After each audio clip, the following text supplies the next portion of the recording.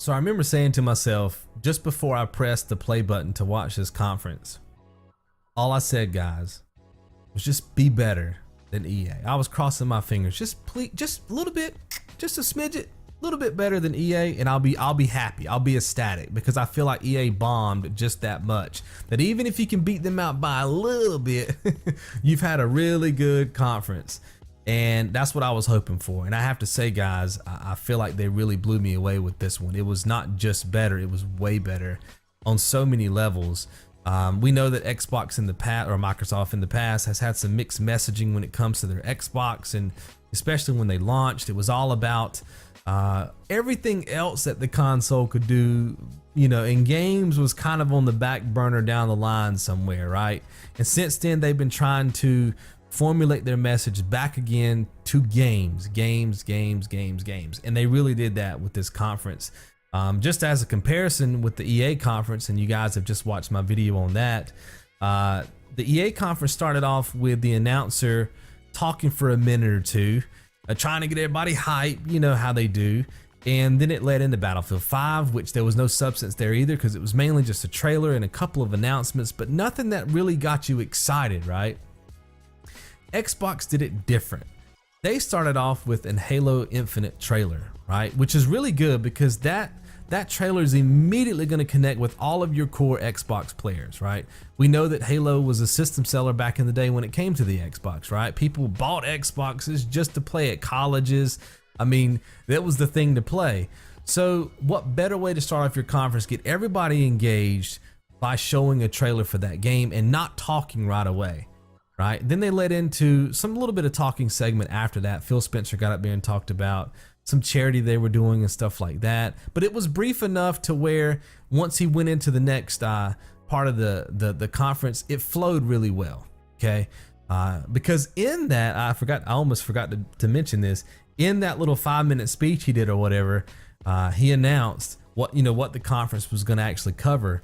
And he dropped a bomb. He was like, look, we're going to be covering 50 games, 18 exclusives, 15 world premieres right now, right? And I was blown away by that, because I'm doing the math. I'm thinking in my head, 50 games, even if you just show trailers for every game and they're 2 minutes apiece, right? You're not going to have time to talk. You're just going to be showing trailer after trailer. I knew immediately the whole flow of their entire conference. As soon as he said 50 games, I was like, this is probably going to last, because, you know, most of the time Sony and Microsoft will go about an hour and a half. I said, but even if it goes up to 2 hours and you're showing 50 games, you ain't got enough time to talk. And if you're going to be talking, you're not going to be talking with the trailer happening, which means we're definitely going to be getting some gameplay with maybe some, some commentating over it, but it's going to have to happen simultaneously, or this thing is going to last like 3 hours, right? So I knew in the first 10 minutes of this presentation, I was hyped, and I knew that I was going to be getting what I want out of a conference. I just want to see games. I want to see very little talking. I know there's got to be talking in it, because shareholders and press and all the nonsense. I just want to see, games, hopefully more gameplay than trailers, but take what you can get sometimes, right? And that's exactly what they delivered. They would basically, the formula for this thing was, 2 to 5 trailers or gameplay, and then they would have a little bit of talking. And they would do 2 to 5 more, a little bit of talking. They also did a really good job with the stage, because they never really showed up in the same place more than once. The first time you see Phil Spencer, he's on stage, center stage. The second time you see him, he's in the crowd. And then they had developers and publishers coming out, and they were over there where the consoles were. It was just a lively event. I don't know how else to explain it more than that. It was just a good presentation.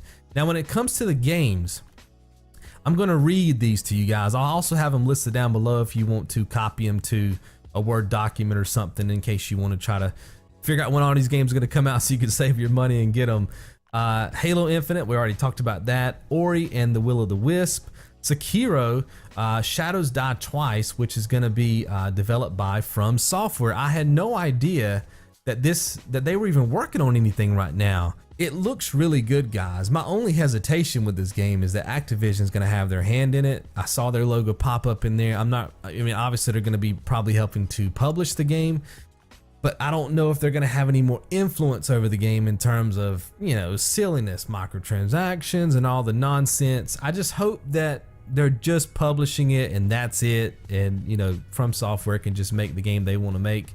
A lot of times with these publishers though, man, they want to get something off the back end, and I don't know, that sucks. So we'll see how that goes, but the game itself looked fantastic. It looks like they're doing something interesting with the death mechanic. You guys know, with you know, Demon Souls, Bloodborne, Dark Souls, you die, you lose all your souls or whatever the game's currency is, and you go back to where you kind of go back to a checkpoint, and then you of course have to get back to where you died to reclaim everything. That's always been the running joke of that game, right? Is that you're gonna die. But in this one, it seems like that they're doing something different with the death mechanic, because there's a point where an enemy kills you and then you resurrect yourself and then kill the enemy. So I'm just wondering if maybe they're not going to do anything like they're doing with the Estus flask, where you can just keep healing. I wonder if you just get like one health bar, but you can die one time, and then maybe you get the whole health bar back and then you die again. Maybe that's it. I don't know. I haven't even looked online to see if there's any more announcements from this game. I've just seen the conference one time, so maybe you guys can fill me in, because I'm just guesstimating. While I was watching the trailer, I was just guesstimating in my head, like, oh, that's kind of interesting, and that would be kind of interesting to play a game where there's no you can't use potions, right? You just die and you can resurrect one time and that's it. Another thing I was thinking was maybe they're just gonna have a death limit in this game. Maybe you have to play the whole game through without dying, but so many times, right? Maybe you can resurrect yourself so many times, or earn the ability to resurrect yourself based on what you do in the game. I don't know. I just found that to be interesting, and that was my first thought when I was watching the trailer. Again, I don't claim to know it all, guys. I've only seen the conference one time, and it was 2 days ago. So if you guys have any more input on that game, let me know, because I'm very curious. Fallout 76 was mentioned briefly, that they showed a trailer, but of course they're going to be saving their big reveal for their conference, which I'll be watching that later on tonight or tomorrow. I'll be bringing you guys, I'll be covering all the games this week, guys. Bethesda, Sony, the whole nine. The Awesome Adventures of Captain Spirit. I don't think it has like a rewind mechanic like Life is Strange had. I think with this game, the mechanic is going to be you being able to shift from the real world to your imagination. Basically, you're a boy, and you're depressed, you're young, your self-confidence is down, people are picking on you at school. It seems like that you've lost your mother. I don't even know if I can't remember if the trailer actually said that she was dead or not, but I know she wasn't in the trailer. It was just your father. So I'm assuming that you have a single parent home there. And basically you shift in and out of these imaginary worlds, and I'm assuming that whatever you do in those imaginary worlds is going to give you the confidence to get through the game. That was pretty cool. Crackdown 3 got announced, or got a trailer.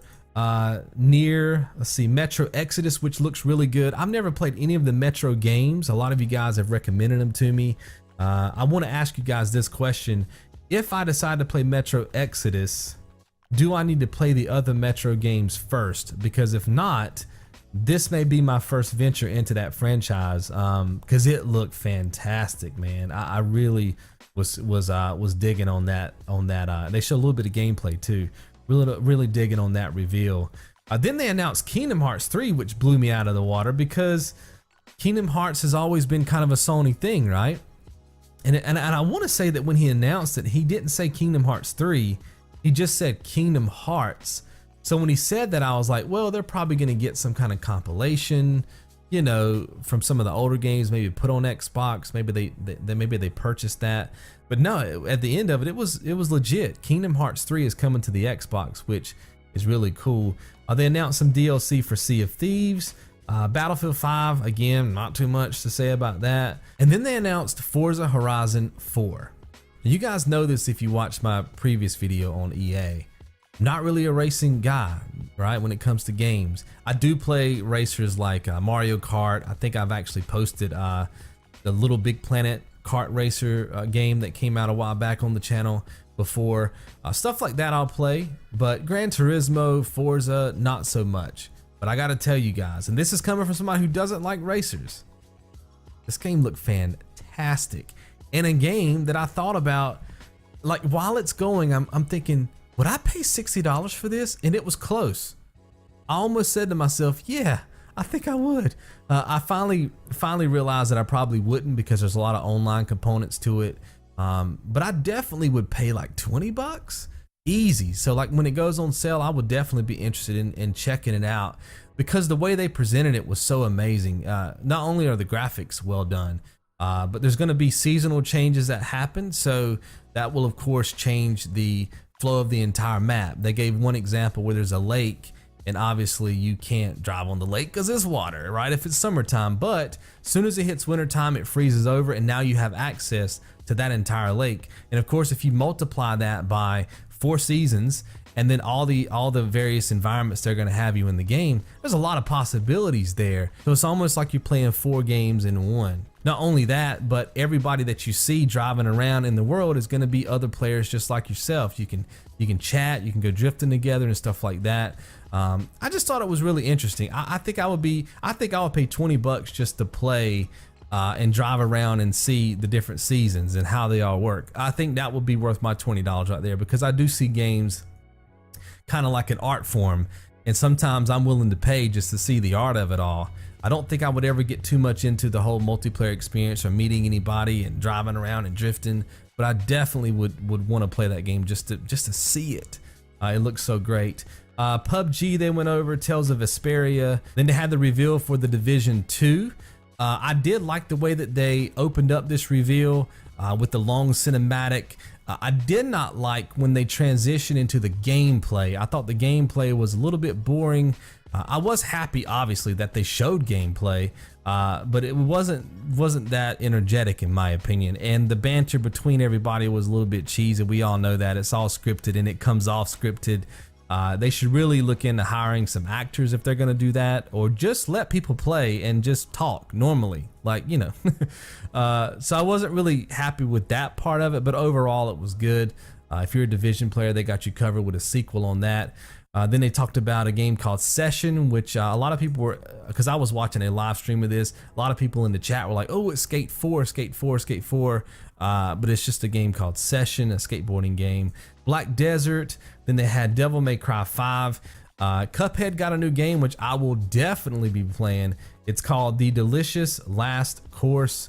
Apparently now there's going to be 3 characters in the game, the 2 from the previous game, and now we have a female character. I'm not really sure if it's a direct sequel or just a spin-off game, and I'm not even sure how they're going to put the new character in there. But we definitely got 3 characters this time around. A game called Tunic, which looked really good. Jump Force, which is kind of like a fighting game. You got your Dragon Ball Z characters, Naruto's in there, stuff like that. It looked really good with the graphics though, very realistic. Dying Light 2, which I've never played. I didn't play the first Dying Light. A lot of you guys have recommended that I go back and play it, and I definitely will if I can ever find the time. But with this one, the main mechanic that they focused on, they had a guy come out and talk about it. And the stuff you do in the game, and this is true, of course, with most games where they say, oh, the stuff you do changes things in the game.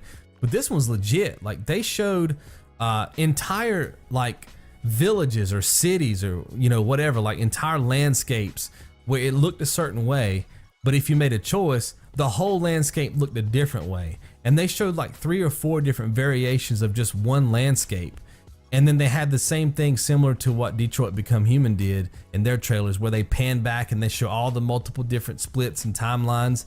So you can imagine if they can change the landscape, let's just say 3 different ways based on decisions, what else could they do with all the other, you know, cities around that area or whatever, all the different landscapes? It would be crazy, man. And he even said that when it becomes nighttime, there's even more possibilities. So that looked pretty interesting to me. Dying Light 2. Then Battletoads. Battletoads was interesting because as soon as I saw the speeder bike hit the little wall, I knew exactly that it was Battletoads, because I was obsessed with that game when I was a kid. It was very hard. I don't even think to this day I've ever beaten it, to be honest with you. I can't remember, but I remember there being a level where you're on a speeder bike. There's tons of these walls that are popping up. You're going extremely fast. It's a side scroller, and you can barely fit it all in exactly what's going on the screen. There's so much going on. You have to jump these things and dodge these walls. And anybody who's played Battletoads would tell you that is one of the most frustrating levels in the game. And so it's kind of cool that that's what they showed. And as soon as it happened, I said, oh my God, we're getting the Battletoads. Unfortunately, it's going to be hitting in 2019. But that's a game that I'd be interested in playing, is good old Battletoads. Just Cause 4, and then it went into Gears Pop. I was kind of nervous about this because I was expecting maybe something Gears related. And then they opened with Gears Pop. If you're not familiar with this, you guys know those little pop figurines you can buy, or pop toys. They have kind of like the rectangular heads. That's how they led this Gears presentation off with. It was kind of cheesy, and I guess it was supposed to be funny. And they did that, and then they followed that up with Gears Tactics. And I was like, oh, so Gears Tactics is going to be the big reveal for Gears. Wasn't really interested in that as well. And then they announced Gears 5. I kind of wish they would have done that backwards. I kind of wish they would have did Gears 5 first, you know, and then kind of glossed over the other two. I think that would have kept the momentum going for me a little bit. As soon as they did the Gears Pop and the Tactics, man, I was scratching my head. I was like, oh no, this is it. This is their big reveal for Gears, is these two games. And it was going to be garbage. But then they hit me up with Gears 5. I was not happy with the presentation they had with Gears 5 though. They did like a cinematic with, I'm assuming as our female lead for this game. There was a death that happened, and there was just a lot of dramatic sequences that happened there. I think for a Gears reveal, I don't think that was the right call. I can understand why they would do that. They're trying to show that they're going in kind of an emotional direction with this game, which is fine. I have no problem with the game exploring that. But when you think about Gears, you think about blowing junk up and killing stuff, and I don't know. I think I would have preferred to see that, even if it was just a trailer. Gameplay would have been better, obviously. They did show a little bit of gameplay in there. But you know, like if they're going to spend 2 or 3 minutes on it, just show gameplay only, I guess is what I'm saying. But they didn't. They showed that cinematic. It was a little bit long, and I don't know. I feel like they could have just picked a different cinematic, but we are getting another Gears game, Gears 5. And then they kind of closed out their conference with Cyberpunk 2077. Phil Spencer was on stage. He was talking. All of a sudden, the lights went out. And I knew immediately when I saw all the hacking stuff show up on the screen, I was like, this is Cyberpunk 2077, 100%. And I remember looking at because like I said, I was watching this on YouTube. I watched the person's chat. Nobody was saying Cyberpunk 2077. Not even the commentator was saying it until it said CD Projekt Red. And then that's when he goes, oh, it's Cyberpunk 2077. Guys, this game, oh my God. No gameplay yet. Just trailer, but it looked fantastic. What the art style, the direction, the way they're going with this game, it just looks good. I mean, if the gameplay is there, we're gonna have a winner on our hands with this game. And we know that CD Projekt Red does a really good job with taking care of their audience. They don't wrap everything up in microtransactions, and they patch their games real well, and the DLCs are good. So as long as they can deliver on those fronts with this game, I think we're gonna have a winner with this game as well. And there was a couple other games that was announced in here too, but these are the ones that I thought you guys would want to know about. Two other things. The first one is Xbox has acquired 5 new studios, one of which is going to blow your freaking mind. The first one is The Initiative, Undead Labs, Playground Games, Ninja Theory. That's the one that should be blowing your mind, and Compulsion Games. When I heard Ninja Theory, and then of course they went on and did Compulsion Games after that, I said to myself, I need to rewind this. So I went back through and I was like, wait, Ninja Theory? There's no way. But they did. They got freaking Ninja Theory is on board with Xbox as an exclusive studio. That is crazy. So what this tells me, if you've got a company like Xbox buying up all these studios, what this tells me, and this kind of gets to my point at the beginning of this video when I talked about one little negative thing about this presentation. What this tells me is that they're kind of cutting their losses with this gen. I'm not saying they're fully giving up, but they're heavily investing their money and their resources in future development. If that makes sense. They're not going to be spending all their money this time around on this Xbox. Their base is a lot lower, because of their launch. And so what do? You at some point you kind of say, you know what, let's not waste our resources on this gen. And I think that's why when you look at the list of games that's coming out, or the games they announced, there's very few of them, guys, that are coming out this year, at least that are exclusive to Xbox. Most of them are 2019. And then with these studios, obviously with these acquisitions, you're able to pick up whatever games these developers were currently working on for themselves, right? So there's no telling, what these companies have been working on for the last 2 years that now Xbox has exclusive rights to. And who knows if one of these IPs is the next big thing, right? If the new consoles, let's say they come out in 2020, which a lot of people are saying, that means that if you've got these companies, they've already been producing games maybe a year and a half. In 2 years, they're gonna have that game ready, which means if Xbox plays their cards right, they can actually launch their next gen console with a ton of games day one, a variety of games day one, which we all know typically when these consoles drop, the day one releases are kind of hit or miss and they kind of trickle in. But man, if Xbox could do this and position themselves right to launch a ton of games, a lot of variety, right, on that first day, they might be on to something. And I really feel like if you're going to spend that kind of money to gather up all these studios, you got to have a payoff. And that payoff, what better way to get that than on day one, right, of your next gen console's release? So I really do feel like in 2019, 2020, 2021, these acquisitions that they just made, we're going to start seeing those games, and hopefully, it pays off for them in a big way. They also talked about Game Pass, which honestly, I was very unfamiliar with Game Pass. I haven't turned my Xbox on since I played Cuphead last year. I really didn't know anything about it. And honestly, I thought it was just a generic kind of, subscription service, and you're playing a lot of the older games and stuff like that. But apparently, and you guys can correct me if I'm wrong, again, I'm not really up to speed with this Game Pass.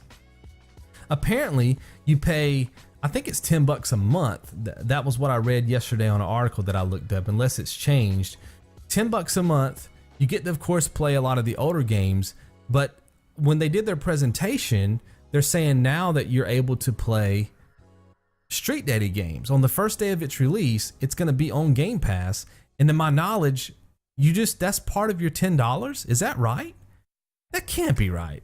If that's right, that's kind of amazing. And you guys know I'm the biggest, I'm the biggest supporter of physical content, but it's always been with the caveat that digital content should be cheaper, right? I've always said, look, if I'm going to buy a physical game for $60, I know why it's $60. It's $60 because they got to pay for a case and a manual and a disc and the shipping, and then of course retail marks it up because they got to pay their employees, and so that's why it's $60. But a digital game, it just goes straight online, right? There's no middleman. So I feel like those games should be cheaper, maybe 30 or 40 bucks, right? I've always said that. There is definitely a middle ground when it comes to digital content and physical content. I feel like it should always be both, kind of 50-50. But if it ever goes fully digital, I want to be paying cheap for these games. I don't want to be paying $60 or $70. And I've said this before. I was like, if it goes digital and I'm still paying $60 or maybe even more because there's no middleman anymore, then I'm out of gaming. I'll walk away. I'll just play older games. I've always said that. It comes down to the price, the value. But if I can pay $10 a month and not only play old games, but play games on day one, surely I'm not hearing that right. If I am, that's actually quite fantastic. And I know that they were saying that here.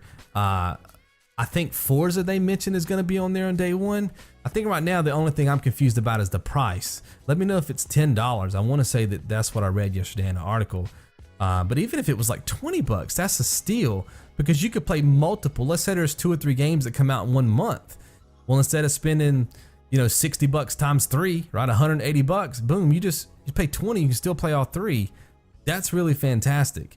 And if it's going to go into a digital only space, I want the price value to be worth it. I don't want to be paying $60, $70 for these games. If it's cheap like that, if it's like the Netflix of gaming, you pay $10 a month and you get to play all the new games on the first day, That's what's going to keep me in the culture of gaming if it ever goes digital only, is it has to be the right price or I'm done. I'll walk away. But if you can keep that price point down, there's still hope that I'll continue to play games in the future, right? So we'll see how that goes. I know that that's where they're leading. If you go back and you watch their press conference, there's little hints that they're really heading into the digital space. So a lot of people are theorizing right now that this will be the next gen consoles will be the last time we get a console, and after that it'll be kind of a streaming type service. Could be, you know, especially the way that these conferences are going. I don't even know what Sony's going to say in theirs, but we'll see if they give any cues or hints to that as well. But that's really the entire conference in a nutshell, guys. I thought it was a great presentation for Xbox, especially if you compare it to their previous ones, especially when they launched their console. Very, very well done. I like the flow of it. I like the way they use the stage. Everything in my opinion was just really good about this conference. So I'm hoping that Sony can deliver. I'm hoping that Bethesda does a good job. I'm gonna be watching those over the next couple of days and getting you guys some footage up for those. But anyway, let me know if I missed anything or if I missed any facts, guys. I'm pulling everything off the top of my head. The only thing I'm looking at now is a list of the games, but I'm just trying to recall everything I saw, and that was like an hour and a half long, I believe. It was a lot for me to remember. It was 2 days ago when I watched this trailer. So if I miss anything or missed a fact, let me know in the comments. I'll see you guys in the next one. Be good.